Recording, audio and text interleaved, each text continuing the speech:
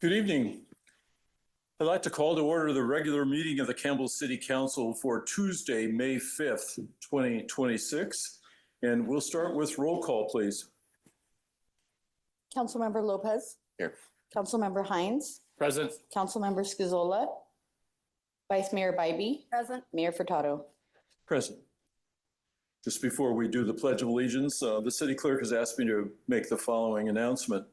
The public hearing to consider receiving the informational report on the City of Campbell vacancies and recruitment and retention efforts pursuant to Government Code Section 3502.3, as noticed in the Metro, will not be heard tonight and will be brought forth at a future meeting of the City Council. If there are any members of the public who are here tonight because they had planned to speak on that item in particular, we nevertheless will take your public comments under the oral request portion of the meeting. So in case anyone came here with the intention of speaking under that item, even though we're going to hear it at a future meeting, and of course, obviously you'd be invited to come back at that time as well. But if you wish to speak tonight, since it was noticed, please do so under oral requests. And now I would like to invite our police chief and members of the Campbell Police Department to lead us in the Pledge of Allegiance.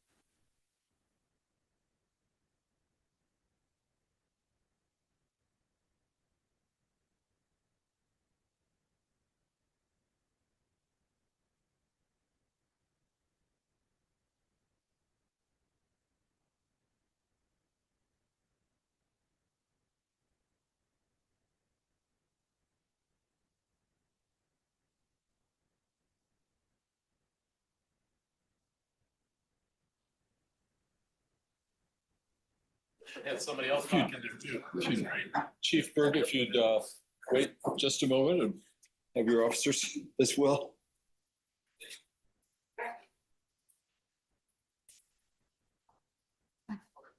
I would like to take note of the fact that during his presidency in 1962, then President Kennedy proclaimed May 15th as National Police Officer Memorial Day. And it happens to fall during the week that is known as Peace Officers Week, May 10th through 16th. So I have a proclamation to present to the chief and to members of the department. Our police department is very well trained. They work very hard to protect our city and also to provide a number of services.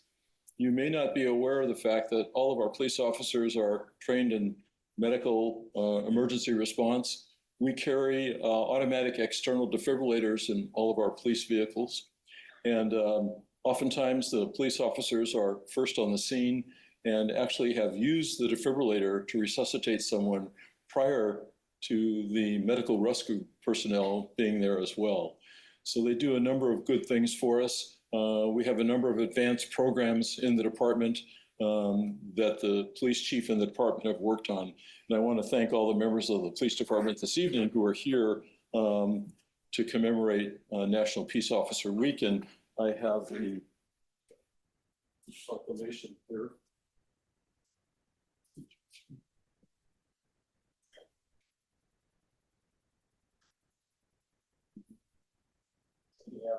City, I'd like to put this as we can present you with this proclamation and thank you all.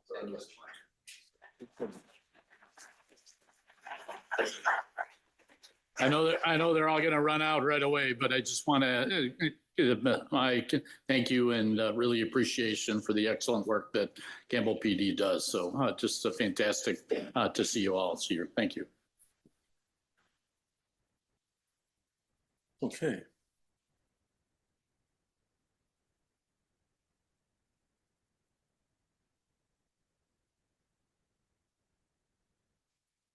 It's also my pleasure to proclaim the month of May as Water Safety Month. And there are a number of drownings that continue to happen in the United States every single year. And water safety is extremely important. And so I would like to invite our aquatics recreation specialist, Liz Simonovich, to receive the proclamation for that purpose. Appreciate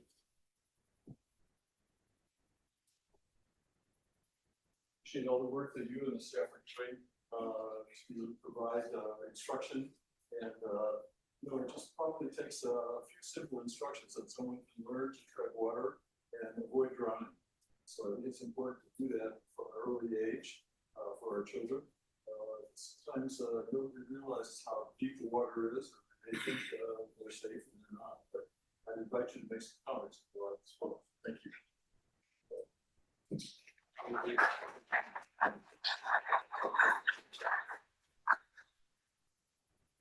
I forgot to stay there.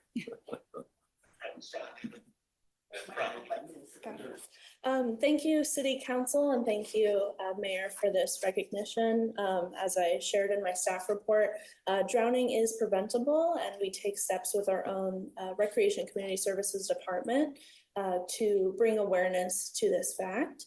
Along with, we do a social media campaign that you can follow along with our Campbell Recreation social media. And we also have lots of youth and adult swim lessons that are available for our community members, both inside of Campbell, but also outside of Campbell to take so they can improve their own swimming so that in the event that something happens, they hopefully have the skills to be able to keep calm and get themselves to safety. So thank you so much.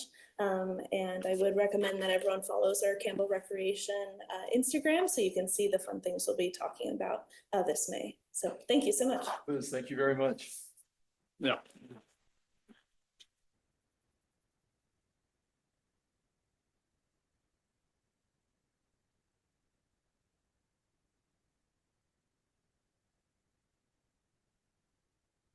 Get my microphone turned on here.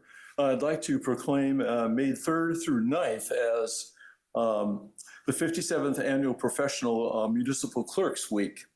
And I'd like to honor our city clerk, Andrea Sanders, and the members of her staff. The city clerk in a city plays an extremely important role, is responsible for maintaining the official city records, maintaining and making sure the council meetings are conducted according to the standards and rules and laws of the state of California. And the city clerk is often the person that people first see when they come into City Hall, and provides her staff, she and her staff provide a number of answers to a number of questions and direct traffic properly. She's responsible for conducting the elections that occur in the city every 2 years. And so, Andrea, to you and your staff, I thank you very much for all that you do for all of us. And I'd like to give you a proclamation as well. Thank you very much.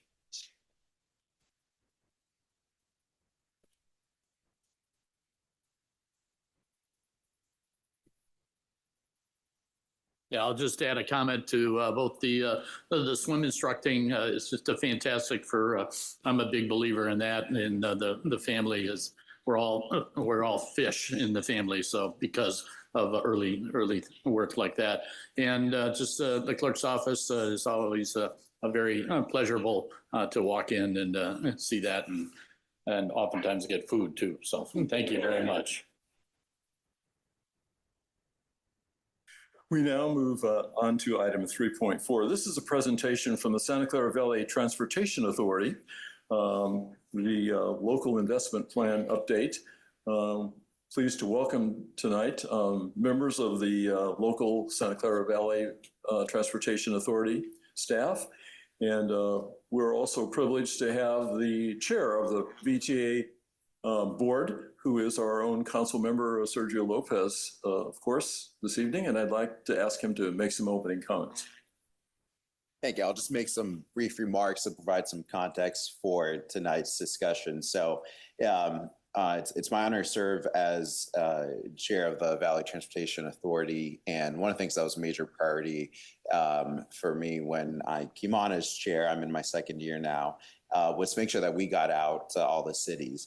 I didn't know it would be in quite this context, and you'll hear more about this, but thanks to some state legislation that VTA joined in, the County of Santa Clara has an opportunity potentially to receive future funding. And so the work now that VTA is doing, and thank you to staff, they've been out and at this point well over a dozen community meetings, and we're trying to get to every city in the county and dozens of community-based organizations to really try to solicit input, thoughtful ideas, and new thinking to challenge and push us on how we can not just have more of the same, but really transform our regional transit system, especially here in Santa Clara County, to serve our riders.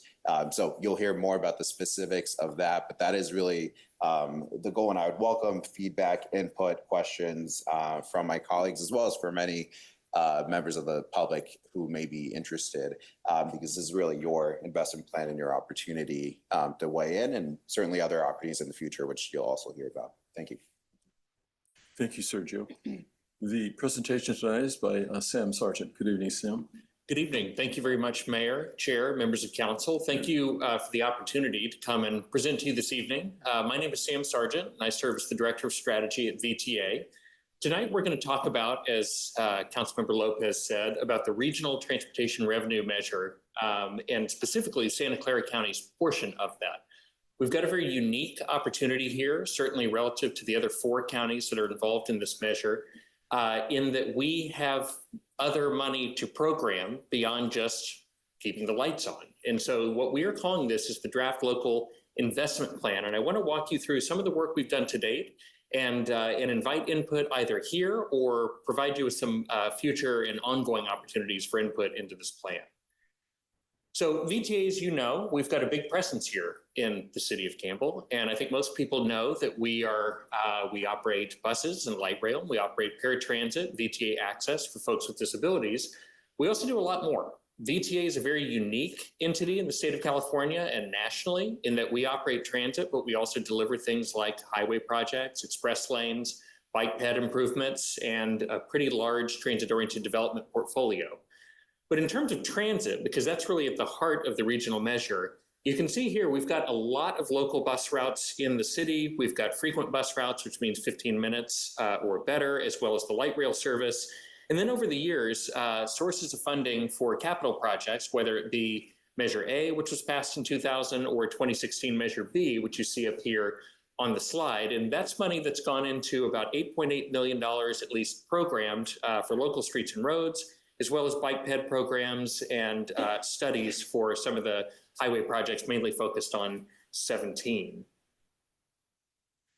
So the what of the regional measure. So SB 63, as Councilmember Lopez mentioned, this was the legislation that set this regional measure in motion last year.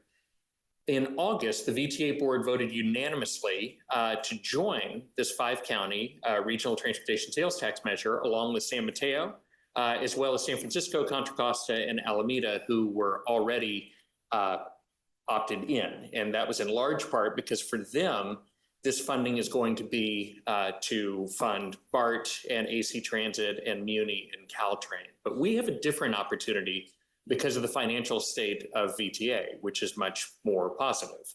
So this is a proposed half-cent sales tax rate, a 14-year term, which is shorter than the other sales taxes that VTA has put out there and shorter than most sales taxes out there. It would provide us with 10.38% of the total back to Caltrain, and that's to cover our obligations as one of the 3 member agencies of that quickly growing, especially with the electrified service, commuter railroad, that is in some pretty dire straits in the coming fiscal years. And so this is an obligation of ours that you can sort of take off the top, along with 5.25% to MTC for both the administration of this 5-county measure, if it's successful, but also some regional, what's called the Transit Transformation Action Plan projects. This is regional wayfinding. This is discounted passes for low-income folks and seniors, as well as some of the technology behind things like Clipper 2.0, which is meant to allow people to use credit cards and debit cards to ride transit in the Bay Area. At the end of the day, this is projected to bring in about $264 million annually to Santa Clara County after those other obligations. That's an FY31 estimate, but over the life of this measure, you would be moving somewhere between $240 million into the low to mid 300 millions. So what are we going to do with that money? One other important thing to note is that this is a citizens initiative. I believe that the signature gathering, which BTA has nothing to do with, is coming to a close. And that would mean that once certified, this would be a 50% plus one measure, not a 2/3 measure. And it is also 50% plus one in all 5 counties. I think that's an interesting and important caveat. So what can the money be used for? So under SB 63, regional measure funds could be used for, quote, public transit expenses and roadway repavement projects on roads served by fixed route transit.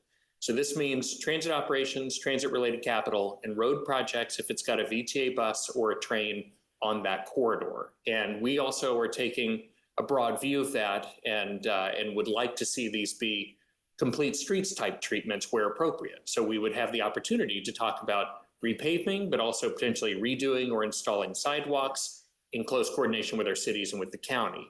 It is a little bit different, as you can see from this, than Measure B, for example, in that this would not be funding highways, express lanes, bike ped, standalone projects. We've had 2 very good workshops with our board, and that was in February and April, where we walked through what is the future of VTA. And that could be in the context of this regional measure and potential new revenues, but also just generally. What do we want to be going forward? How do we want to make sure that we are the most relevant and useful agency to the people and taxpayers of Santa Clara County? And we focused on 3 primary outcomes: growing ridership, increasing productivity, which means being far more efficient in the transit operations side of the house, and then enhancing our customer experience, which means providing the best, cleanest, safest, most secure customer experience possible, both for the customers of today and hopefully to entice future customers onto the system. And making sure that we do so in a way that's financially sustainable, whether that's over the life of a 14-year measure, because 14 years will go quickly, or just generally to make sure that we're not living outside of our means. We also walked our board through what we called the 3 strategic areas. And when I get to the draft sort of framework of an investment plan, you'll see that the investments are grouped in this way. So foundation was investments that reinvest in the core of our transit system. So kind of a back to basics approach. Reimagine, which is how do we modernize our business model and improve the delivery of service so that we can run more frequently, more reliably, to more places in the county and for a greater span of time throughout the day and on the weekends. And then transform. We're here in Silicon Valley. We're the transit authority for this county. And we want to make sure that we are leaning into innovation. So how do we advance the use of new technologies in mobility and develop strategic partnerships, potentially with the private sector, to improve the customer experience? And that could also mean improving first mile, last mile connections. There's a lot of places in a county this size where it doesn't make sense to run a 40-foot bus into a neighborhood or into a more rural or a semi-rural area. So how can we pull people either to their final destination, to places they need to go like school and healthcare, or just into the rail and bus system? So as we've been taking input from our cities, and I'll run through the cities that we've spoken to, as well as some of the community-based organizations and the public, the feedback we've gotten has led us to seeding some types of projects that we think should be considered by the board. And I'll also walk through the timeline for the board's approval of this framework. But when I mentioned bus corridor improvements, we're talking about pothole and road repair, complete streets, like I mentioned, and obviously for every city that we've presented at, this oftentimes ranks high on the list. And if there is a corridor that's got one of our train lines or a bus route, people are certainly interested in that investment. Upgrading our stop stations and vehicles, passenger amenities, improved seating, shade, shelter. You know, our bus stops and our train stations are the front door for the system. And we want to make sure that it looks like an enticing place to go and to get on board, and vehicle upgrades to do the same thing. Safety and security, that's huge. And our polling that we performed back in November and December, and also just common sense tells us that we've got to make sure that we invest in the infrastructure to make sure that it's a safe and secure system for everyone who is currently riding and hopefully rides in the future. That could include replacing and expanding our CCTV system, but also system-wide accessibility enhancements to make sure that it's safe for everyone, regardless of their mobility needs. Transit service stabilization. This is a carve-out that is for in the event in the future that there are any kind of operating deficits, or if we need to make sure that we maintain our operating reserves at a certain amount, that we could move money into that. But we, unlike the other counties, this is not going to be the main headline of this investment plan. Moving into Reimagine. So the Visionary Network is sort of our North Star in terms of service planning for the transit network. This went through an engagement process and through the board in 2019, and then sort of launches into the pandemic. And so it has been slower to be implemented. And at its heart, it is, how does VTA's bus and rail system get itself from 30-minute frequencies down to 15? Or if you've got a place that's got 15-minute frequencies, how do you head towards 10? Because frequency in the transit world is freedom. It fundamentally changes how people experience this system, especially if you have to make a transfer, and especially during different times of year, whether it's wet, cold, warm. Thankfully, we've got great weather here in Santa Clara County, but still, it will transform what this system currently is into what I think it should be. And I think we're getting a lot of input that others believe the same. And doing so in a phased way to make sure we don't get ahead of the funding that's available to us. And that would also include coordinating with our cities on transit signal priority where appropriate. Also expanding programs for seniors, disabled residents, and students. This is something we've heard loud and clear from a lot of different corners, including school boards, but also city councils and the public. We've got about 21 individual agreements for youth passes with either school districts or high schools, and they're very popular, as you can imagine. Creates independence for the students. It takes some of the burden off of parents and hopefully creates the next generation of transit customers, because they've made that first step. It's no longer something strange and foreign, but it's something that hopefully works for them. So how can we subsidize those more and make this far easier and far more uniform across the county to get young folks on board, as well as seniors? There's already discounted programs there, but how do we expand those? Customer technology, more real-time arrival information. You can imagine if you're not at a light rail station, you're at a bus stop, and you can see when the bus is coming, either on some kind of e-paper type tablet, for example, on a bus pole, or just a more improved VTA app. It really changes how you think about that wait. And especially if we're running more frequently, it will hopefully make it feel even shorter and like a more pleasant journey. Expanding bus stop lighting as well. That's very, very important across the country, and I think would be a big help in terms of safety, security, and customer experience for us.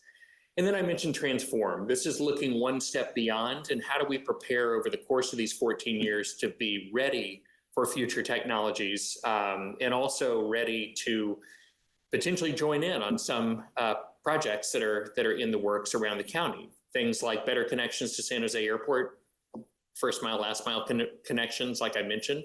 This could be in partnership with Lyfts, Ubers, Zoox, AVs. We'll have to wait and see, but if we have a pot of money that allows us to work on those pilots, we can at least get good data to drive better decisions.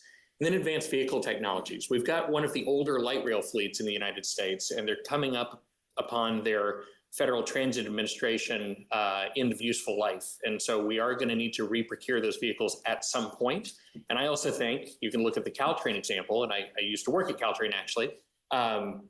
That's changed, night and day what that customer experience is like, along with schedule improvements. And so how can we do that so that yet another one of the front doors to our storefront, so to speak, for the system is far more technologically advanced and just a lot more tempting for folks to get on board, as well as continuing to transition our bus fleet and like I said, looking into potential AV pilots.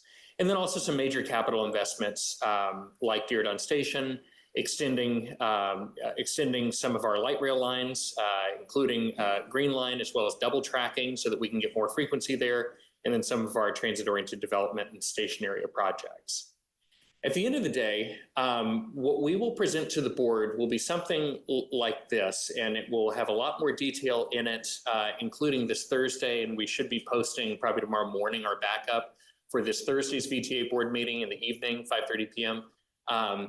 And what we want to show is the three categories. We want to show these types of projects, and we want to get the board thinking with input from the public about what percentages should be applied to these different categories. And then you can see here the three outcomes. We want to make sure that everything we think about investing in has at least one of those boxes checked, including a likelihood of high results, medium, low, and hopefully multiple boxes. And then ultimately, we'll also have key performance indicators or KPIs that our planning team is working on right now, so that we can have public-facing dashboards if this measure winds up being successful. But either way, we want to have dashboards that allow the public and taxpayers, city councils, everyone out there to look and say, well, VTA said they were going to do this, and they thought it was going to drive ridership. And if it is driving ridership, then maybe we can entrust them to do more of that. And if it's not, then we've got to go back to the drawing board and figure out what's going wrong, because I don't think that we can manage things that we can't measure. And so we want to get a lot better at that and have a lot more dashboards for that. And then finally, I think this is really important, especially as we come to our city councils and to the public, is that this is really the beginning of a journey and not the end. And so we are looking for input in the here and now, whether it's from the dais or through email or through any other avenue that you may think of. But the plan here is that, because unlike Measure B, for example, you're not going to see this local investment plan on the actual ballot, because the ballot language is standard across all 5 counties. This gives us the opportunity through the VTA board and through the advisory committees of the VTA board to address the specific projects, specific dollar amounts through our biennial budget process. And like a capital investment plan, we propose a 4-year rolling program, so that we not only are looking at the current 2 years that are being funded from these new source of funds, but also what's coming 2 years after that. And then we'll have sort of an unprogrammed horizon that has some of these projects that you see here. So it gives us multiple checkpoints. So what gets voted on potentially in November is not locked in for 14 years. And I think that we're fortunate to be in that position. And like I said, using the key performance indicators to track performance. Ultimately, we'll do an information item that I'll present on this Thursday. And then the board will vote on that framework with details filled in at our Thursday, June 4th meeting. And I would expect as we move forward that you would see, if money were to start flowing from a successful election, that this would be a large part of our public-facing engagement and city and county engagement going into the FY 28-29 budget cycle, which would be at the start of next calendar year. So hopefully that provides you with an overview both of the regional measure and the process that we've undertaken. I think that we've now been to 10 or 11 of our city councils, to the Board of Supervisors, to about 15 of our community-based organizations who have their own networks that we've been able to access. And we are scheduling a community-based organization nonprofit roundtable in the coming weeks, as well as additional public engagement. And then we would like to come back, if the city councils will have us, for some kind of educational updates, potentially in the fall, so that we can keep the conversation going. So with that, I welcome any questions or comments the council may have. Thank you. Sam, thanks very much. I appreciate that, especially the level of detail for the proposed use of funds should that measure pass, and how practical it will be to implement here within our own county. So I invite any of my colleagues to make some comments if they like. Yeah, I famously have described to the dais up here about my personal appreciation of public transportation. And like I said, I walked to Costa Mesa. I walked to the VTA to Amtrak, and Amtrak down to LA, and then another one down to Costa Mesa. And then, I'm a big proponent of public transportation, and I use it often whenever the Cubs are in town too. So I definitely am a big supporter of public transportation. So thank you for the excellent presentation. Thank you. Thanks so much. Thank you very much.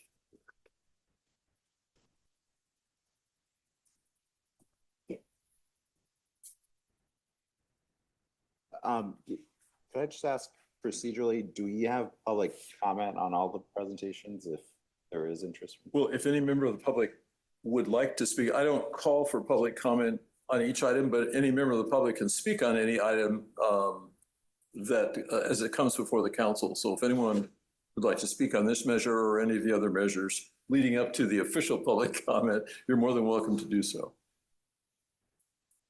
Thank you. We now move to item 3.5. This is the Campbell Youth Commission 25-26 Work Plan Review and Accomplishments.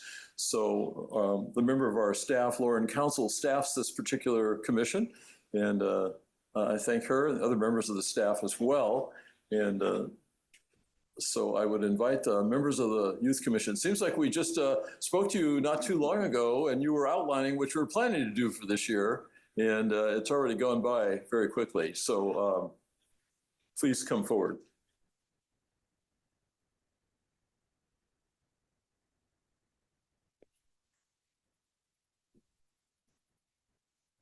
Good evening, Honorable Mayor and members of council. My name is Jay Phillips, Recreation Coordinator. I am here tonight to introduce our Youth Commission.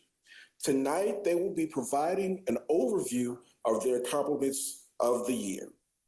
I would like to introduce our chair, Sophie Tuan, to introduce the commissioners and highlight this year's accomplishments. Sophie. Good evening, Mayor and council members. The commissioners are Campbell residents representing the following schools: Archbishop Mitty High School, Bellarmine College Preparatory, Notre Dame High School, Rolling Hills Middle School, Westmont High School, and Lee High School. Tonight, we have 12 commissioners with us here, and I'd like to introduce them. Commissioners, please stand when your name is called.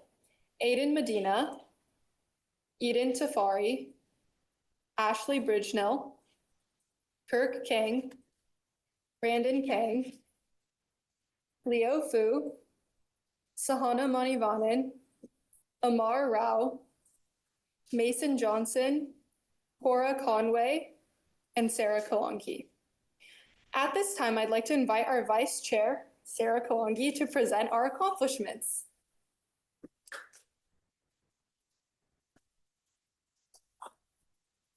We are excited to be back for our final presentation to share what our commission has accomplished this past term. We wanted to provide a quick refresher on the ad hoc groups that we had established at the start of our term and highlight how they have driven our efforts throughout our year.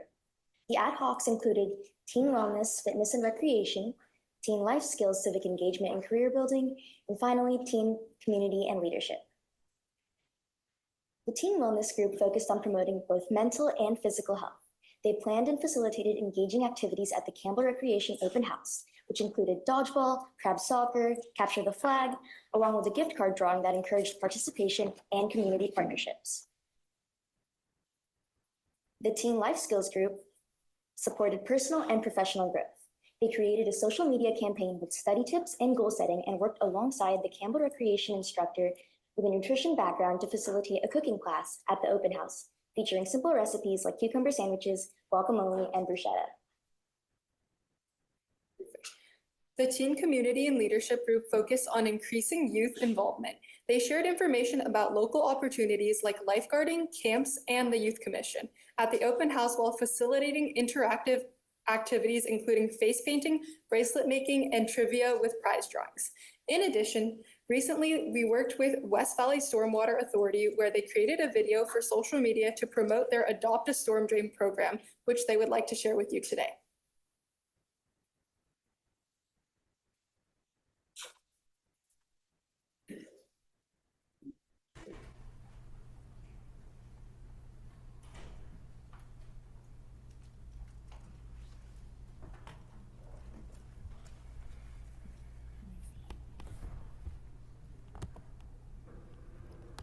Apologize for the sound not working.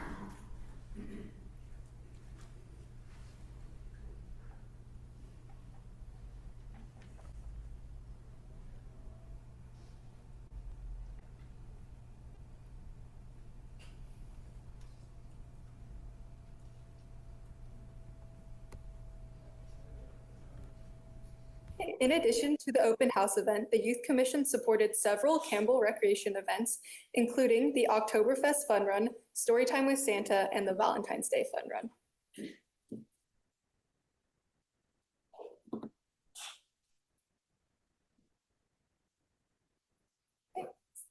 At this time, I'd like to invite Jay back up.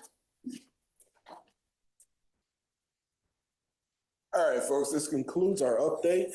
Thank you for your continued support. We're proud of the impact that this group has made and look forward to future commissioners continue their work. We're happy to answer any questions. Well, first of all, I thank you very much for your presentation and for your work this past year. I think you play a very important role within the community. You provide help and support to your peers, but also advice to us. And it gives young people like yourself to experience a few things about local government and what we do and what can be done in the community, oftentimes with volunteers, generating their own ideas and projects and moving ahead with them. So I thank you so much. Just a fantastic work. One of the survey studies that I just heard recently at Stanford was that the two main priorities of youth are AI technology and conservation. You are representing just a fantastic contribution to conservation and the leadership that you're doing around that, and giving guidance to the rest of the city is fantastic. Great work. Thank you. Thank you. Thank you. I have one comment. Yes. And I also want to mention that we, as a city council, always have opportunities to work with other agencies and collaborate. And it's nice to see that that's happening at the Youth Commission level with the Stormwater Authority and the video that was created. Very unique. And I hope that in the future that outreach is continued with some of the goals and objectives of the Youth Commission. Thank you. Sure. I just had a question. Thanks for all the update on the work you've done to date. Maybe just each of you, what are you most looking forward to for the rest of your time? I'm looking forward to ending my final term here with all of my awesome commissioners. And we're really looking forward to just seeing how our events have continued to impact the community, whether it's continuing to share volunteer opportunities or setting up for next terms, making sure everything's prepared. Yes, like Sophie said, I think we just want to take everything we've learned this term and put it towards next term and make next term even better than this one. Great. Well, thank you both for your leadership, and congratulations on your final term. And thank you all for your service and leadership. Thank you. Thank you.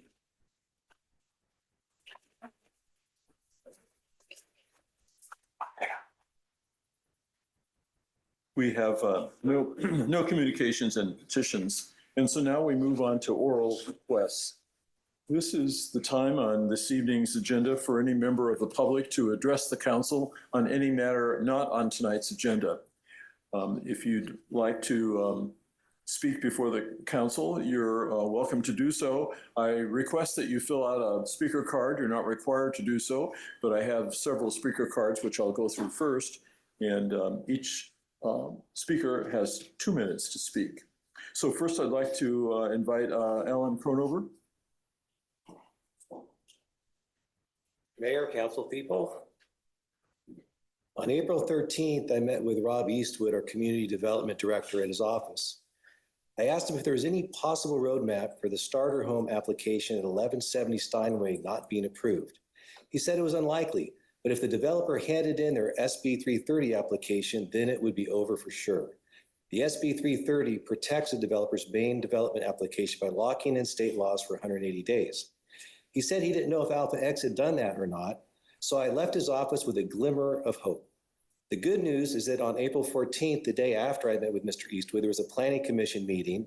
The result of this meeting was that Mr. Eastwood put together a revised version of the interim ordinance 2344 that closed the demolition to render vacant loophole that was in the original city ordinance. The bad news is the next day, Rob tipped off Alpha X and let them know they needed to get their SB 330 in to protect themselves. This was just 6 days before the city council closed the loophole. How do I know this? I had a conversation with him on the 23rd of April, 2 days after the April 21st city council meeting. In that meeting, I asked Rob if someone had tipped off Alpha X. In our phone conversation on the 23rd, Rob brought the subject up and said I had accused him during the city council meeting. I said, no, Rob, I simply asked you if someone tipped them off. He then told me that, in fact, he did tip them off. I was flabbergasted. I asked him why. He said, I thought they needed to know their rights. I didn't know what to say. But after that phone call, I did a little research and discovered that as a community development director, he's under no legal mandate to educate or advise the developer to exercise their SB 330 rights. It is solely the developer's responsibility to know and exercise their rights. In my opinion, he stepped out of his role as a neutral city building official and the enumerated responsibilities of that position and stepped into the role as an educator and advisor to Alpha X. He may have wanted to protect the investors from a financial setback, which is admirable, but he should have remained neutral.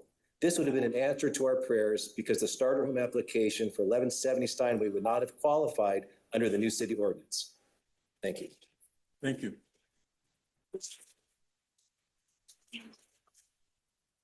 Keenan Heath. Yeah, I'll be continuing this statement. My trust level in Mr. Eastman was very diminished after that, so I started questioning everything. I emailed him on 4/28 and asked him, on what date did you or your staff reach out to HCD regarding SB 1123? He responded that he did not reach out to HCD until April 16th. Personally, if I was going to write a city ordinance, I would have reached out to HCD while I was drafting it to make sure it complied with SB 1123. I certainly would have run it by them after I wrote it to make sure it was compliant, or surely when the neighbors all started pushing back, I would have checked with HCD to make sure I was on good footing. Rob chose not to do any of those things. It wasn't until after April 14th Planning Commission that he knew that this loophole was going to be closed, which was when he decided to reach out to HCD for clarification and guidance. It sure would have saved us a lot of grief if he had reached out earlier. Again, why didn't he ask the HCD? Well, maybe he didn't want to know. Maybe he had his own agenda. Unfortunately, it turns out that whatever the motive, his actions have not been in the best interest for the residents of Campbell.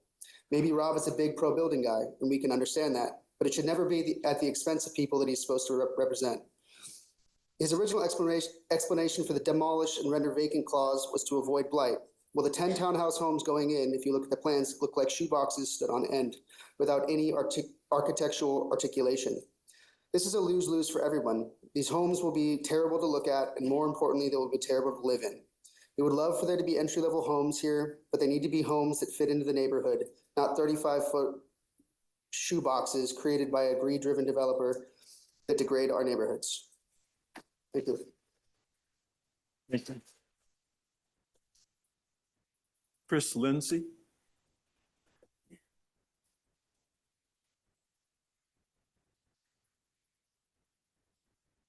Hi, Chris Lindsay. I'm at 322 Industrial Street. So I was at the previous meeting about starter homes.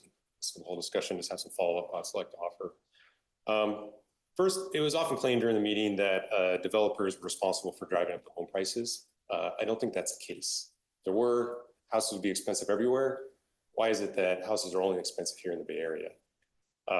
Myself and some others made the point that I think it's really just a matter of simple economics. We have constrained supply, increasing demand, prices go up. We're to increase the supply, prices go down. So I don't think the high prices are the fault of the developers. I think it really is the fault of past decisions, policy decisions made that constrain housing supply. And I think it's helpful to think about what community we want to have here in Campbell. There's a comment made in the last meeting that only tech pros can afford the high prices the house has been charged here. I agree with that point. And the argument that myself and others are making is that in order for families and others to be able to afford and be able to live here in Campbell, we need to increase the supply of housing in order to bring those prices down. I did not hear really any other counter proposals or ideas about how to reduce the high price of housing. I did hear a lot of complaints and concern about the high price, but I also heard a desire to curtail further housing development. And frankly, I think that logic doesn't hold water when confronted with the economic realities of the housing market. So I ask that the City Council think about the decisions you're making now. What is the actual result of those decisions, and how does that square with the community that we want to have here in the future? We want Campbell to be accessible to families to live and work and raise their families here, or do we just want to be a dorm for people that work in the peninsula?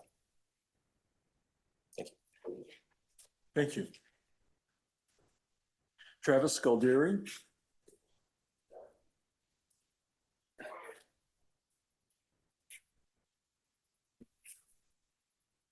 Hello again. First off, I want to say thank you to the council and the mayor for signing the updated ordinance 2 weeks ago to match state law. But there are two unfinished pieces of business that I'm going to ask you to sit down and talk to the planning department about. The first is grandfathering. The planning department believes they must grandfather and that they need to wait for HCD to tell them otherwise. Have any of you sat down with the planning department and asked them what would it take for them to believe that they don't have to grandfather? and to walk you through some of the arguments that myself, our attorney, and others have made as to why grandfathering is not a legal requirement here. There are options. Second is around writing a new demo ordinance.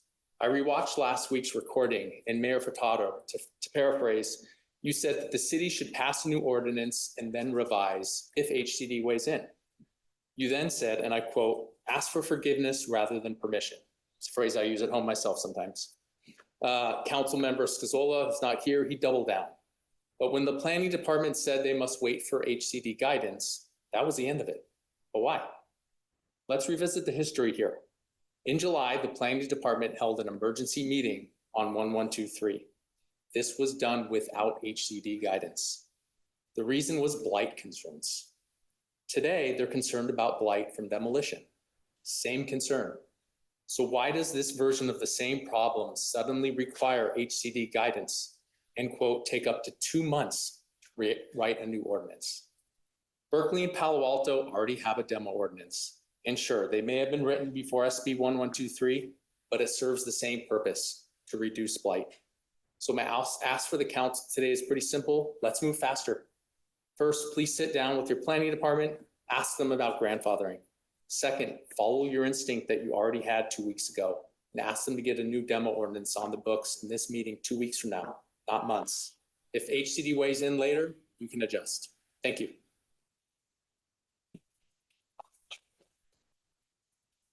Thank you. Bunny, Harper, I believe it is.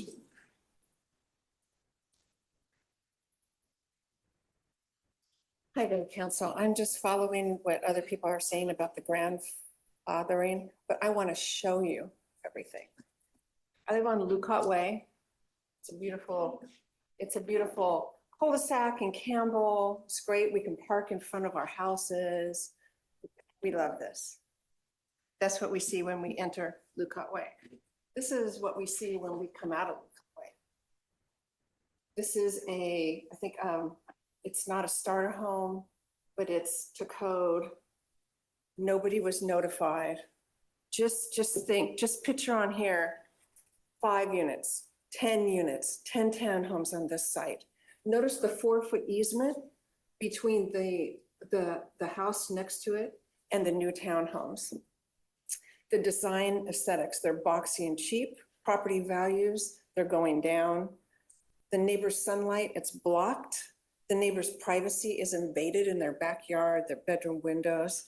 Parking, the people that live here, where are they gonna park? They're gonna park all over here.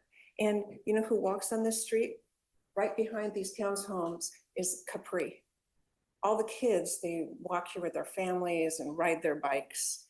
And again, none of us were informed about this. No transparency. So I just wanted you to see what's happening right in the neighborhood, but it's worse than that. And hopefully enough is enough. I just want to ask you to bring this item to a form of vote as soon as possible. Thank you. Thank you.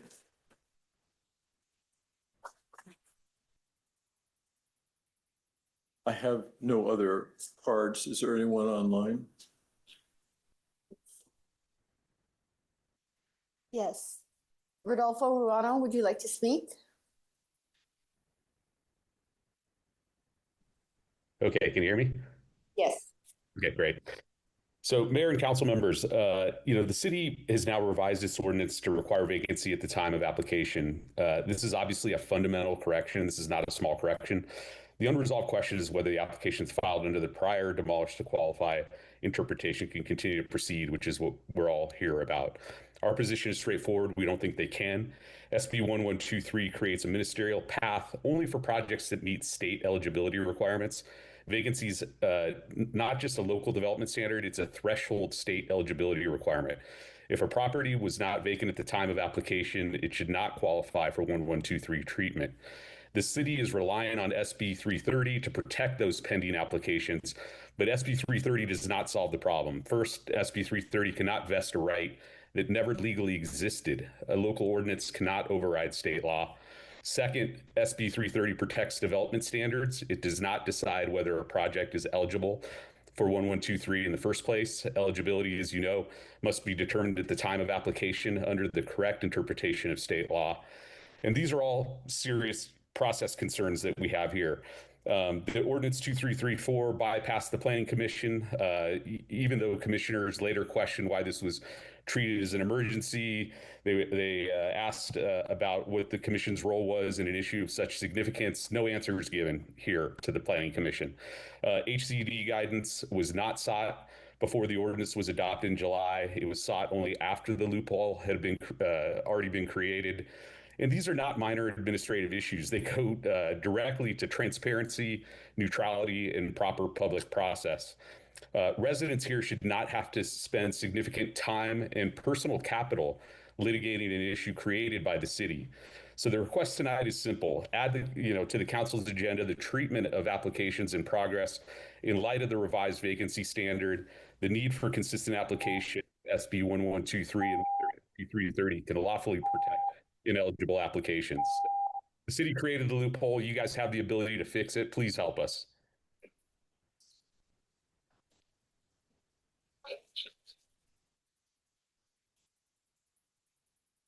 Would anyone else like to speak on this, on any item not on tonight's agenda? I will say, for those of you who did speak tonight, first of all, I thank you very much. The issue is not closed as far as we are concerned. We do continue to work with our own attorney and explore the issues. With respect to the last speaker that spoke, any item that's an urgency ordinance comes directly to the city council, so it could go into effect immediately. If we send it to the Planning Commission, it needs to be noticed, and then the Planning Commission has to schedule a hearing, and then they weigh in with their advice, and then it comes to the council. So it does delay the process for quite some time. So that's just a fact. And as I said, we're not overlooking, your comments, even though it's not on tonight's agenda. We do continue to work on the matters. Thank you. Thank you.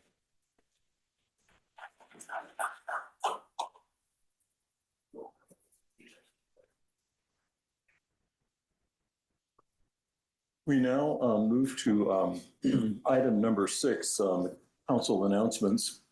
So I have a few announcements tonight. First of all, tomorrow we will be hosting the Campbell Multimodal Transportation Plan. Join us at the Campbell Community Center from 6 to 7 p.m. to learn more about the plan and to share your input and draft recommendations. If you cannot join us, you can add your comments online to our interactive map. You would visit campbellca.gov/multimodal. The next item is that the Boogie Music Festival draws over 45,000 attendees from across the Bay Area to downtown Campbell each year. This year's event will take place over the weekend of Saturday and Sunday, May 16th and May 17th. It's an event traditionally and has been for some time sponsored by the Campbell Chamber of Commerce. The executive director, Ken Johnson, is here. So, Ken, you're welcome to speak if you like. There are many ways to be a part of this excitement. You can volunteer at the festival, showcase your businesses with a booth, apply to become a food or artisan vendor, or join as a festival sponsor. To find out more, please visit the Campbell Chamber of Commerce website at info@campbell. Oh boy, try this once more here. info@campbellchamber.net.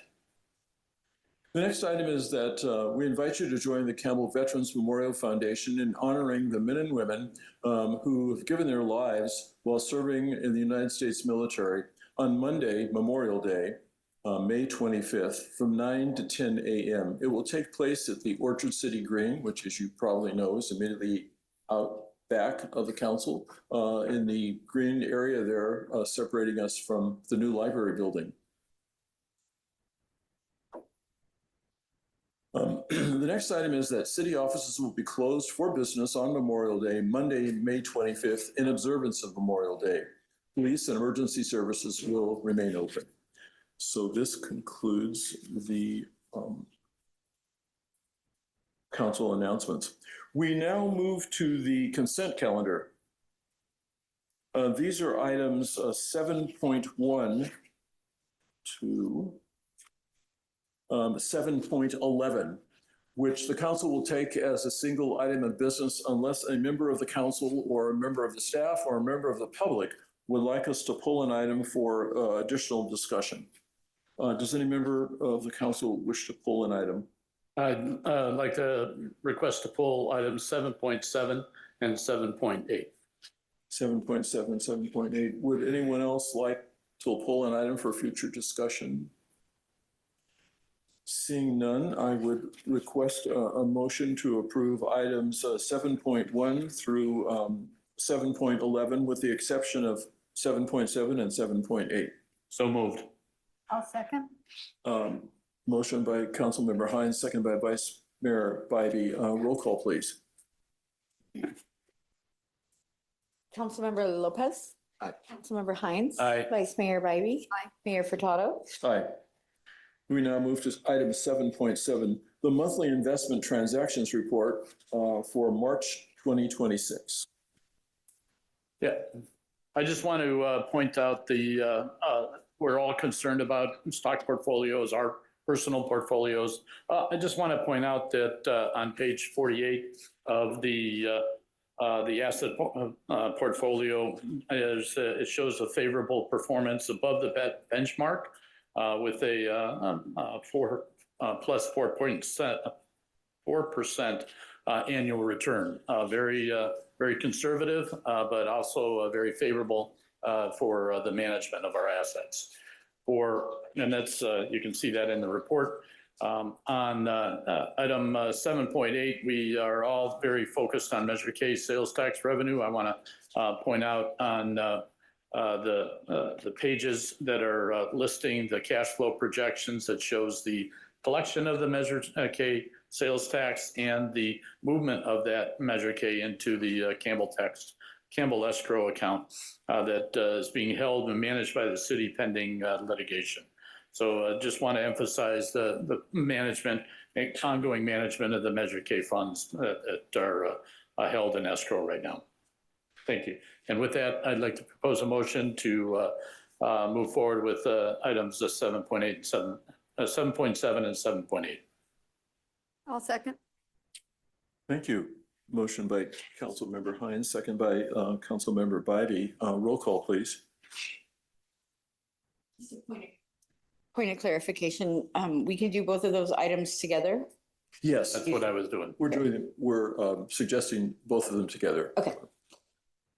Councilmember Lopez. Aye. Councilmember Hines. Aye. Vice Mayor Bybee. Aye. Mayor Furtado. Aye. Let me just add, Terry, my thanks and appreciation to the city manager and the finance staff for our investment report. And it's favorable. It's good to have that. So thank you for the due diligence that you perform in that regard.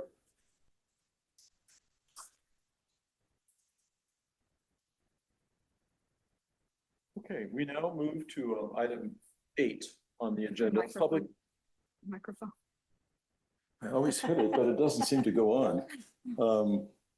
Item 8, public hearings and introduction of ordinances. We do not have any this evening. And item number 9, a new business. We have new business. So now we move to item number 10, unfinished business. Item 10.1, the prohibition on the use of city property for federal civil immigration enforcement actions. And our Deputy City Manager, Angelique Gaeta, will make the presentation. Thank you. Good evening. Good evening, Honorable Mayor and members of the council. The item before you is actually a return of an item that you asked the staff to work on the last time we were here on April 21st. Specifically, it is a policy prohibiting the use of city property for federal civil immigration enforcement activities. When we met with you last time, we reviewed the policies from 3 different cities, San Jose, Santa Clara, and Sunnyvale. And the direction from the council was that we model our policy after that of the city of Santa Clara. So the attached policy for your review and consideration does just that. There are a couple of things that we actually did add to that sample, if you will, which is a definition of property so that it was inclusive of all types of properties that the city owns or controls. There's also the exemption for existing agreements and contractual relations or restrictions. And we added language unless otherwise agreed to by parties to the existing agreement. So it pretty much tracks everything that's in the City of Santa Clara policy. Two other items I did want to address with you that were raised as concern when we met last. One was the issue of the library lease agreement, since we have our new renovated library coming online this weekend. We did finish the negotiations for that lease agreement, and we were able to include in that lease agreement a language that recognizes all city policies and procedures with this policy in mind. So it would be subject to this policy as well, in that that property could not be used for civil immigration enforcement activities. With regard to any of our properties that are controlled by Santa Clara County Fire, Santa Clara County Fire is under the county, and the county has its own policy similar to the one we're bringing before you tonight, which prohibits the use of county-owned or controlled property for federal civil immigration enforcement activities. So both of those concerns that you raised are covered. Just wanted to make sure you're aware of that, even though it's not spelled out in the policy itself. Those were taken into consideration and are included in the staff report. And before I take any questions, I did want to invite our Chief of Police up to the podium. He wanted to add some additional comments to our report this evening.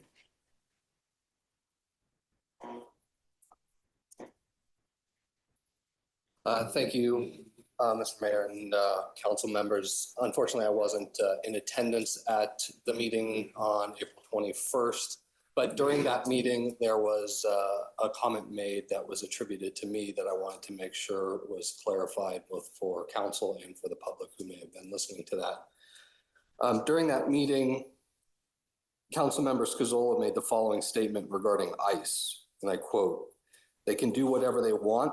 It's unprecedented. These guys are thugs. They're very poorly trained. This is another thing the chief can tell you is that these guys are just right off the street. They do not go through the police academy. They do not get FBI training. They're just random hires off the internet," end quote. I want to be clear that I have not had any conversations with Councilmember Scazola about ICE, and the comments he made do not reflect my beliefs or what I believe to be true. I don't agree with his characterization. I think federal law enforcement agencies have very different policies and hiring practices than we do here in Campbell, but nonetheless, they do have their own very strict hiring policies. I think it's important to have conversations that are grounded in fact, and whether or not there's agreement or disagreement, I think it's really important that those conversations are based in the reality of what's going on. So I wanted to make sure council and the public was aware that those statements made by Councilmember Scazola at the previous meeting do not reflect my beliefs and are actually quite different than what I believe to be true regarding ICE. Thank you very much. Thank you. First, I will ask if members of the council have any questions about the presentation so far. So just questions from the council. Okay, yes. We've received, maybe you're planning to get to this, we've received a number of questions regarding signage, and it's briefly discussed at the previous meeting. I know those have been included as part of the packet for tonight's discussion, but just wondering if you could address that. Certainly. So we did receive the same emails that you're referencing and had a chance to review them. We did make sure that we went back and were clear on what council's direction was. And on April 21st, the council's direction was that we not install signs on our property. And so what we brought back to you was a policy and a plan that was consistent with that. Totally clear on that. That's not what I'm asking. I'm just wondering if you can reference the points, questions, concerns raised in the emails. I know that wasn't part of the direction. So are you asking that I go down each point that's made in the email? Regarding signage? I don't have the email in front of me, so I'd have to have a copy of it to know what it is that you're asking. Okay, well, some of the commenters, and this is for the public, this has been included in the packet, but included things like saying that the ability to enforce legally may be stronger. That if there be language included on signage, that property is not for staging of enforcement actions. Does that ring a bell? Well, I would have to defer to our city attorney on the strength of a legal claim if signage is or is not. Yeah, or city attorney, whoever can speak to that, assuming that you've reviewed the. And I would just say that the enforceability of the proposed policy is not dependent on signage. Thank you. And what about from a staff concern? Were there concerns with costs of signage? The concern was to follow the direction of the council, so that was not taken into consideration because it was not something we were asked to do. Okay. What we were asked to do was to identify all the city properties and track them that way. Okay. I'll hold questions for now, but I may have more after the public comment. Thank you so much. Thank you.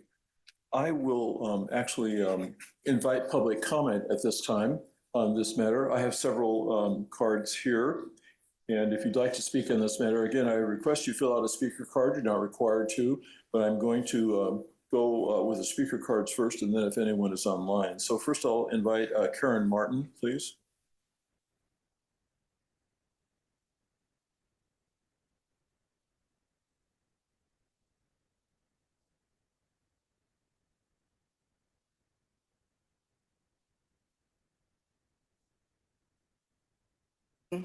Thank you. Committed to supporting and welcoming all people. Thank you for your leadership and commitment to making Campbell a safe and welcoming city for all members of the community. Thank you also for taking the time to carefully consider the policy on the prohibition of use of city property for civil immigration enforcement activities as initiated by Councilmember Lopez. I've chosen today to focus on two items: the need for signage about this policy and the need for the policy to apply to all city properties without exception. Please imagine for a moment that we're in June of this year, just a month away, and that federal agents have come to the South Bay Area in anticipation of the FIFA World Cup. Imagine a team of agents is looking for a staging area and chooses the parking lot of the Campbell Heritage Theater, a Campbell City community hub. Without signage and without a clear policy applying to all city properties, city employees might be uncertain about how to apply this policy. They might wonder, do we need to go look at every contract for every community group that uses the facility to determine how to apply the policy? In a tense moment, right? In a moment where agents have arrived and are starting to use the parking lot. This could lead to uncertainty, ambivalence, and lack of enforcement in the policy. Imagine instead that the policy is consistent throughout the city and signage reinforces the policy. In this case, those federal agents might notice the signs and choose a different city or strategy for their staging activity, avoiding the difficult situation altogether. If we have a policy that has too many caveats to understand or is not clearly communicated to all constituents, then it will not be effective or enforceable. I urge you to approve the policy on prohibition on use of city property for civil immigration enforcement activities and enhance it by including signage and removing the exemption for current contracts so that you make a clear, consistent, enforceable policy in support of all members of the Campbell community. Thank you very much for your time. Thank you. Louise Arahan.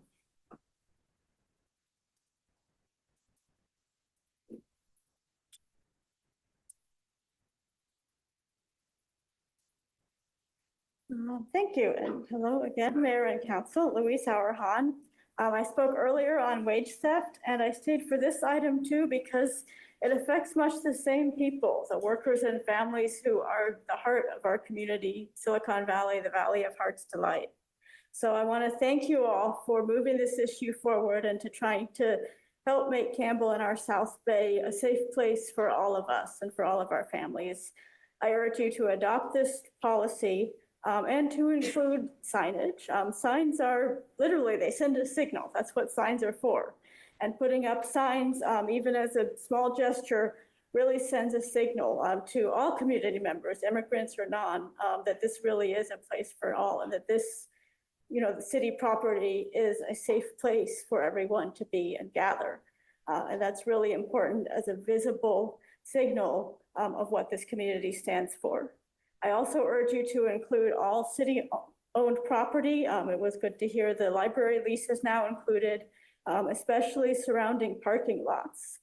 In my personal time, I volunteer for the Rapid Response Network, which means we get calls from folks who see ICE activity, and staging in parking lots is incredibly common. It's kind of their MO, either staging or sometimes even grabbing someone and then bringing them back in the van to the parking lot.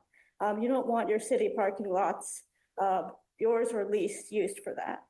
And finally, I just urge you to make sure that this is in place and implemented before the World Cup, because we always see a huge increase in all sorts of issues, including wage theft, trafficking, and this year probably ICE enforcement or other intimidation as well. So again, thank you, and hope you'll consider those small additions. Thank you. John Richards.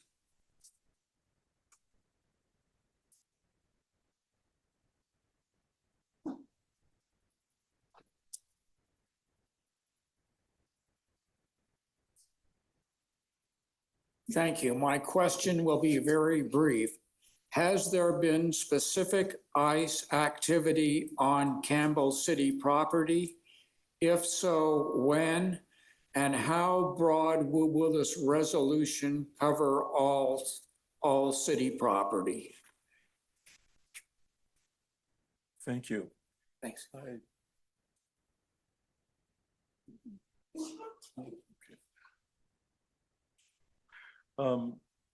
Nyan Arbuk Brinnerman. I'm sorry, I may have mispronounced that.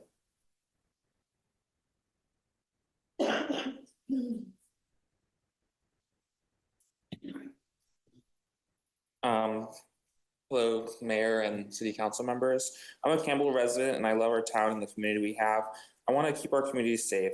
Federal immigration enforcement will not help keep our community safe. We have all seen their actions since in cities like Minneapolis. ICE hiring policy is not strict and they are hiring people with little to no background checks. You can look up independent journalist Laura Shadid, who was hired with no background check. I'm here to support a prohibition on use of city property for federal civil immigration enforcement activities. I urge you to adopt a strong policy as initiated by Councilmember Lopez to protect the safety and well-being of all community members and city employees. This is important to me because we must take care of our community and neighbors. Please seriously consider including the following to strengthen the proposed policy. First, add signs to city properties to clearly establish legal boundaries and accountability. Second, include all city-owned and controlled property. Third, provide resources for businesses and the community so that they know their rights and how to assert their rights. Please make sure this policy is strong and clear to assure community members and employees the City of Campbell is committed to the safety and well-being of the community. I also look forward to supporting your future vote on an ordinance requiring law enforcement to identify themselves and not wear masks. Thank you. Thank you. Akimi Flynn.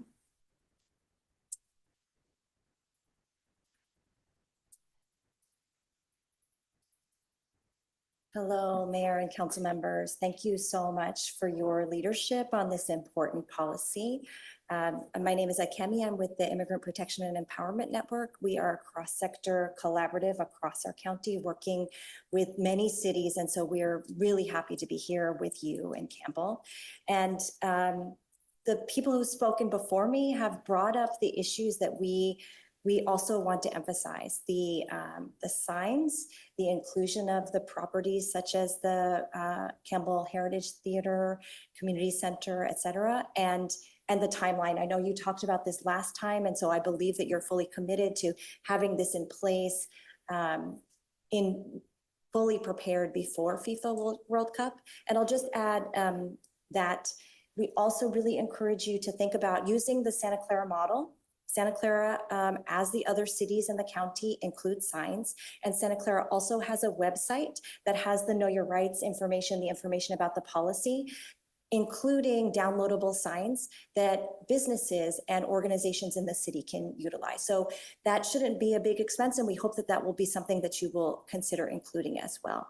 And lastly, on the signs, just using the City of San Jose signs, it's only $62.25. So some of us were even saying, rapid responders, et cetera, saying, we'll take up a collection. We don't want the budgetary, those small budgetary issue to be a barrier. So thank you very much.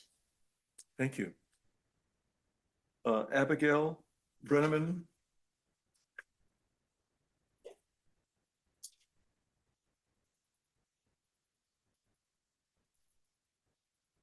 Good evening, Mayor, Vice Mayor, and City Council members. My name is Abby Brenneman, and I'm a Campbell resident. I'm also a local teacher. Thank you for your leadership around providing a safe community for all and for prioritizing this issue. And I'm encouraged that we're here talking about it. I support a strong policy to prohibit federal immigration enforcement on city property. This is important to me because I've been thinking a lot about and talking to my students a lot about what it means to be a bystander versus an upstander, and how do we visually show what's important to us, and how do the things that we say and do show our values. And it's important to me that all community members feel safe and that everyone is confident and knows that the city of Campbell is doing everything that they can to provide that safety and protect us from the harmful actions that I've seen on the news that ICE is doing to immigrants and citizens alike. And so please include the following to ensure that policy is strong and reflects our values. Signage, this is an important visual. And I know students, like, just because it's in the rules, if they don't see it and hear it, who knows if it's happening? The same thing for adults. Like, if we don't see it and hear it, who knows? And so that signage can really help people feel confident and like know that Campbell is here to protect them. And then the same thing for resources for businesses and community. If that signage is visible everywhere in Campbell as a community coming together, all of our values are really clear. And then another part of that consistency, including all of the city-owned and controlled property, including the existing leases, the community center, the Heritage Theater, can help show that the whole city is on the same page. So thank you. And then for timing, make sure it's before the end of May. Thank you. Thank you.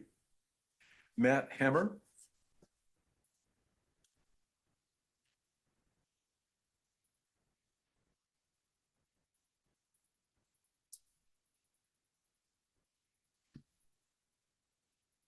Good evening, Mayor, Vice Mayor, City Council members, and city staff. My name is Matt Hammer. I live near here and sent my children to public schools in Campbell. I'm working with the Immigrant Protection and Empowerment Network in the county. Thank you for your leadership and commitment to serve all members of our diverse community. I'm here to urge you to adopt a very strong policy to protect the safety and well-being of community members and city employees. I know so many children and parents who wonder if this will be the last day that they'll see each other. This trauma is widespread and won't go away anytime soon. With the federal administration doing all it can to make immigrants feel unsafe, there's so much that we can do here to counter that and make our city a model for being welcoming. Like some other cities in the county have already done, please approve a strong policy here that will limit DHS's use of city property for its terror campaign. At the last city council meeting, there was some concern about the proposed public signage could possibly add to the fear. I've seen the signs the city of San Jose is using and will actually be very reassuring. It says, quote, "Notice, this property is owned or controlled by the city of San Jose. It may only be used for city purposes and may not be used for civil immigration enforcement, staging areas, processing locations, or operation spaces." This is very clear language and sends the message that the city is concerned and cares for its immigrants. Likewise, there was some concern, as others have mentioned, about the cost of signage. Given the tight budget, of course, you have to be worried about that. Thankfully, these signs are cheap, about $65 each. And like my colleague and friend Akemi said, we'd be happy to help do a collection to meet that very small cost. So thank you very much. Thank you. Do we have anyone online? We don't. These are all the speaker cards I have. Does anyone else wish to speak to this matter? Okay, I'll close public comment and I'll ask City Manager if you had some comments, please. Thank you, Mr. Mayor. I just wanted to address a few things. There was a question about the previous or existing use of city properties by federal immigration officers, and we're not aware of anything on city properties to date. So I wanted to make sure that was clear. And it's not in response to anything that's happened on city properties. The other question, maybe it wasn't a question, but statements that I heard about all city properties, I wanted to clarify. I'm not sure how community center and the Heritage Theater got excluded from these discussions, because the city's proposal before you this evening includes all properties, which would include the community center and the Heritage Theater. And what was clarified by Assistant City Manager Gaeta a few minutes ago was the remaining properties that are under leases by Santa Clara County, which includes the library on City Hall property and the 2 fire stations on City Hall property, would already fall within our policy and be compliant with our policy. So I just want to make sure that was clear to the public. There's no other properties that would fall outside of this, the community center, the Heritage Theater, the library, and our fire stations would all comply with the state policy. Okay, thank you. Can I ask city staff to add one other clarification about the communication that you've given to all staff associated with should any of this be observed? If you could. Yeah, maybe just in clarifying and comment that signage helps our staff understand enforcement. We've already given direction, training for all of our staff to understand what to do when immigration officers appear on city property. Our staff is well versed on what is city property and what isn't. There's no confusion with the Heritage Theater, the community center, the library, City Hall, and any of the parks or city properties. And they've been given specific training on how to handle those situations. Thank you. So now I'll open this up for council discussion and potential direction. Well, I'd like to, once again, as I did the last meeting, express my appreciation to staff for all the work on this in a short amount of time when there are many competing demands, as well as to my council colleagues for taking the issue very seriously. It does not go unnoticed, and it's deeply appreciated. And I feel fully confident that whatever we pass, along with the training that already has happened, that all this will be in place before the World Cup. So absolutely think that we are rising to meet the moment in that regard. And thank you for clarifying that all city properties are covered under this at this point. The only thing I would add, if my colleagues are open, I would include the signage, just because it seems like such a nominal cost that just to communicate our policies to the public seems like a positive step in terms of transparency. But I appreciate the reassurance that even without the signage, that's not what the legal enforceability depends on, if I'm not putting words in your mouth, Bill. I think whichever version we move forward with will be strong and will be protected and building off that work. But I would gauge the temperature of my colleagues to see if there's any desire to include signage within that. Yeah, I want to really emphasize and appreciate Councilmember Lopez's leadership in this, that it really, I'm going to read it right off of the resolution. A prohibition of the use of city-owned and city-controlled property for civil immigration enforcement activities is that component is a key fundamental part of what makes our community a successful community in accepting and protecting all people of every immigration status, race, or otherwise. So I really want to emphasize, and I do want to also emphasize and appreciate the importance of getting this done tonight for going forward. And I would support the signage as well, as long as we could agree on it, the resolution tonight. I think it's an important thing to be able to make sure that we get it going in light of the activities that are coming in very quickly. Yeah. So I want to thank staff for bringing back the policy that was reflective of our council direction without the signage. I don't support the signage. I think it's an added cost that's unnecessary and also places a burden on staff to have to install those signs, and our resources are limited, time is limited, and so would be supportive of the policy, but not the signage. And likewise, I support the policy. I think many people have been appalled by the tactics that ICE has used in other locations. I think it's sad. With respect to the signage, I know that's the most pressing issue here regarding that. That is not a small cost, actually. If each sign costs $62, we have several locations. And then there is also the employee cost of actually taking the time to put those signs everywhere. Then there is an additional cost of maintaining the signs. Inevitably, you have graffiti and people spraying over it and doing other things. You know, it's a very unfortunate, it's a very political issue rather than what should be a justice issue. And so I'm just concerned. We're already speaking earlier tonight about the impingement on our budget and how we can sort of meet some of our expenses and some of our deficits, at the same time treat our employees fairly as well. So that would be a problem for me, the cost and the maintenance of this issue, even though I definitely support the policy. So I guess with that, if there's no further comments, and I appreciate the very clear statements and respect everyone's opinion, with that, I would move the staff recommendation to adopt resolution adopting a city council policy prohibiting the use of city-owned and city-operated property for federal civil immigration enforcement activities. I'll second. Thank you. We have a motion and a second. Discussion of the motion? No? Okay. Roll call, please. Councilmember Lopez. Aye. Councilmember Hines. Aye. Vice Mayor Bybee. Aye. Mayor Furtado. Aye.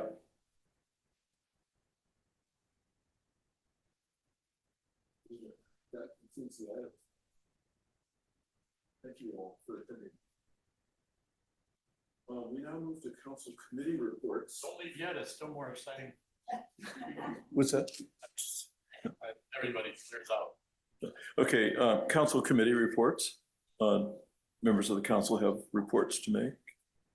Vice Mayor Bybee. I have a couple. I attended the library JPA meeting last week. The Arbor Day celebration. Thank you to Amy and your staff for the great event and for the student involvement in that, and including them. It's nice to see those students learning about trees and oxygen and preserving our future. And I also attended the DCBA wine walk, which was seemed to be a very successful event. Sure, I'm happy to go. So thank you to my colleagues for bearing with me when I was remote last week. I was in attendance in Sacramento at the League of City Leaders Summit, and members of the Peninsula Division met with, I have the list here, but I think it was 8 or 10 different state legislators, and we split people up among their representatives, and speaking on the top priorities. And as I shared previously, and also from just having been up there mostly on VTA-related business in Sacramento, I've had the chance to hear a number of the hearings actually for the e-bike bills. I wasn't specifically there for those, but it just happened to be around, and it's interesting. There's a lot of debate on both sides the bicycle advocates are kind of incensed and saying that it's going to lead to less people being able to bikes and, all the health benefits, all these things. But the general sense that I got was that the authors are willing to consider amendments to incorporate some of the critiques. And so I do feel that this is going to be probably more so than housing, to be honest, that one of the biggest things we're going to be seeing is movement on e-bikes, whereas it doesn't seem like there's big housing bills that seem to be moving forward. So just kind of my layman's take, both from the city leader summit, and then again, I've spent about 4 or 5 days in Sacramento on VTA and other related bills. So that was what I was able to glean. Yeah, thank you. I don't think that was a layman's take. I think it was a very appreciative to be able to get that perspective. Thank you. And I too attended the Arbor Day tree planting. I learned a lot. I learned the genesis of it is where I got my my master's degree. So interestingly enough, or at least the state. I attended a very good summit, a very interesting one, and basically because of my technology background, put together by Mayor of Palo Alto in coordination with Stanford on data center sustainability and the building of the sustainable data center. So quite interesting conference that they had. I attended the San Jose District 9 Music in the Park by Pam Foley. I think this was her last one, at least in the current vice mayor role. So that was really fun to see that. And then Mary and I put together a Campbell Village neighborhood block party and open house. And we had over 50 neighbors joining us for that. And another 15 had RSVP'd that could not make it. So a lot of great conversations, a lot of great communication, and a lot of great questions to me. And one person actually admitted reading the whole general plan. So I was quite impressed. Yeah, quite impressed with that. And he was quite familiar and quite knowledgeable in it. So I want to do a shout out to the Silicon Valley Clean Energy and the East Earth Day outreach programs that they did. I joined them at a celebration at Saratoga Elementary School, where they had taken and gone around to a couple of places. So it just was a tremendous outreach to teaching the kindergartners to 5th grade, or TK to 5th grade on clean energy components. So thank you, Mayor. That's all mine. Thank you. Yes, I attended Arbor Day, a very nice event. Council member Hines was there, as well as Vice Mayor Bybee. And was very pleased to see the young students from the Da Vinci Academy, the elementary school that rents the space over at the Campbell Community Center. They're always well prepared. 3 children read some comments about Arbor Day. They're very articulate, very well prepared. They did such a nice job. And our Parks and Recreation park staff was kind enough to plant 6 trees and had shovels there for the students to help. So they understood sort of the A's, B's, and C's of planting a tree and how to do it and what to do. So it was a nice event. And I should have mentioned during the mayor's announcements earlier that the grand opening of the library, of course, is this coming Saturday at 10 o'clock. 10 o'clock.